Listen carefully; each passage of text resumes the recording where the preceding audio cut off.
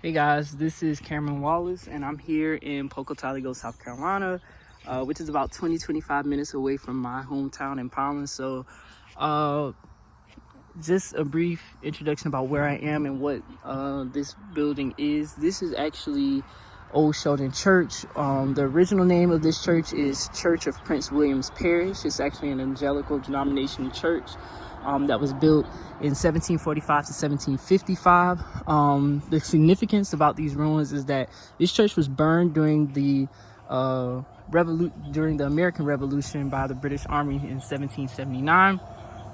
It was actually rebuilt in 1826 to 1827 by free slaves, and then burnt again by the Federal Army in 1865. So what's significant about the burning of this church, after it was burned the first time by the British Army, it was actually rebuilt by freedmen on the Bull Plantation, hence the name Sheldon Church Road, because of the man Sheldon that apparently owned the plantation. So it was actually burned the second time in 1865 by the Federal Army. The burning of this church was actually commanded by General Sherman, who led Sherman's march all the way down to the south. So when his army came through and pretty much burned the south, this was one of the places that they came through and burned, and the ruins still kind of remain. It was partially burned. As you can see, it did not burn completely to the ground. These gates actually were just put in to kind of preserve the ruins. This has not been here forever.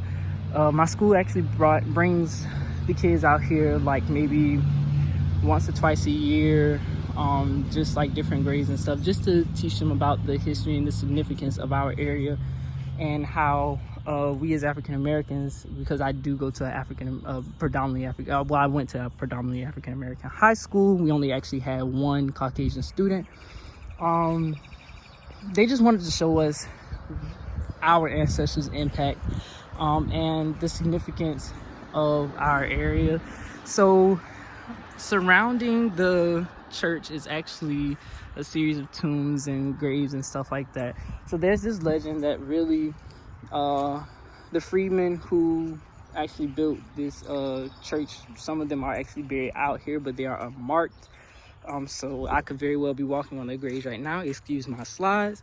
And I don't really know it. The only marked tombs that we have are the ones of, actual members of this church who passed away, years later, and their family members. So this is one of the earliest tombs put out here. As you can see, they passed away in 1994. One of the oldest tombs that's actually put out here is actually in the middle of the church, which is Prince William's tomb. I'm gonna kind of try to show you in a second. So Prince Williams, who owned this church or had it built, is actually buried in the middle there, and his family are buried in these tombs behind it. So I'm assuming this is why they decided to put this gate out here, to kind of preserve the tradition and everything like that.